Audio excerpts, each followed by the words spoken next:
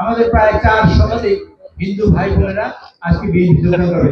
আপনাদের সুখবর দেই, গত পরশুদিন পাবনাতে 5 শতাধিক হিন্দু সনাতন সম্প্রদায়ের ভাই বোনেরা তারা বিএনপি যোগদান করেছে এবং তারা বিএনপিতে কাজ করবে এবং তারা মাঠে নেমে কাজ শুরু করেছে। বিএনপি নিশ্চিত করতে চায় হিন্দুদের জানের কোনো সমস্যা হবে না। সংবিধান তাকে যে অধিকার দিয়েছে 100% অধিকার ভোগ করার অধিকার হিন্দুরা রাখে, মুসলমানরা যেমন রাখে, হিন্দুরা যেমন রাখে, এবং এই কথা তাই ইচ্ছা করেছে। আমরা এখন করতে তাই হিসেবে আমাদের নিজেরা বলেছি যে ধর্ম যার যার, রাষ্ট্র সবার। এই রাষ্ট্র আপনাদের পাশে দাঁড়াবে। আপনাদের জানের রক্ষা করা দরকার, আপনাদের মাল সম্পদ রক্ষা করা দরকার।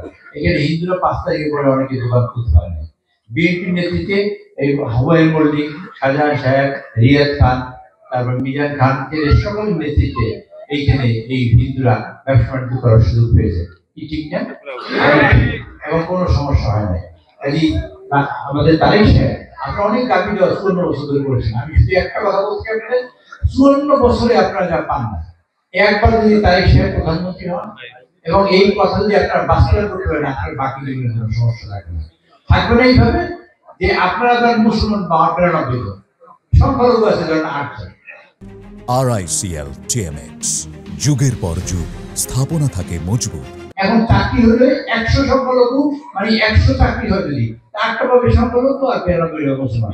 তাই সে বলেছেন না, পরীক্ষায় যদি সংখ্যালঘু লোকেরা 100টার মধ্যে 80টা চাকরি হতে 80টা চাকরি পাবে, 80টা চাকরি তারা পাবে, তাহলে কোনো আলাদা করা হবে। হিন্দু সম্প্রদায়ের সম্পত্তি আপনারা পড়বেন প্রথম আলো পত্রিকা 2009 সালে এই পত্রিকা সাময়িক আমার কাছে আছে, পত্রিকাটা আমি দেখা দেবো আপনাদের কাছে। হিন্দু সম্প্রদায়ের 80% সম্পত্তি যা করেছে তার সব আওয়ামী লীগের উপরে দেওয়া হয়েছে। আমি আওয়ামী লীগের জোর করতে না, কিন্তু আপনারা যে অন্যমন্ত্রী কথা বলেছেন আপনারা নিজেরা নিজেদের হিসেব করে দেখেন। তাই সাহেব চান এই দেশে কোনো সংখ্যালঘু নাই, এই দেশে একজন হিন্দুদের মানে অধিকার, একজন মুসলমানের সেই একই অধিকার, একজন যে কোনো সংখ্যালঘু খ্রিস্টান বৌদ্ধ সব একই অধিকার করবে এবং রাষ্ট্র আপনাদের পাশে থাকবে যে কোনো বিপদে আপদে। এই কাজটা তারা শেষ করতে চান এবং তার জন্য আমি নুরুল ইসলাম মনি ধানের শীষ নির্বাচন করতে চাই। আমি যদি নির্বাচিত হই তাহলে তোমার তারিখ সাহেব হাত আরো শক্তিশালী হবে এবং তারিখ সাহেব বাংলাদেশে প্রধানমন্ত্রী হওয়ার সুযোগ পাবে। আর যদি প্রধানমন্ত্রী সুযোগ হওয়ার সুযোগ পায়, হিন্দু সম্প্রদায় আর একজন মুসলমান, 2 জন মানুষ একই অধিকার ভোগ করবে এই বাংলাদেশে। সংখ্যালঘু বলতে কিছু থাকবে না। এই দেশে স্বাধীনতা যুদ্ধ যেমন হিন্দুরা করেছে তেমন মুসলমানরা করেছে।